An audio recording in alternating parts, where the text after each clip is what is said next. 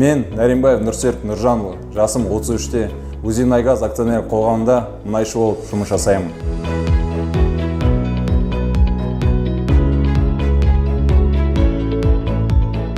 Мен мұнайшылар отбасынан шыққанмын. Сол себепті мұнай мамандығын таңдап, және оны оқып, бітіріп, мұнай саласында 2008 жылдан бері жұмыс жасаймын. 10 жылдан бері мұнай саласында еңбек етіп келемін, және осы жыл арасында құрмет грамотасы, алғыс хаттарға ие болдым.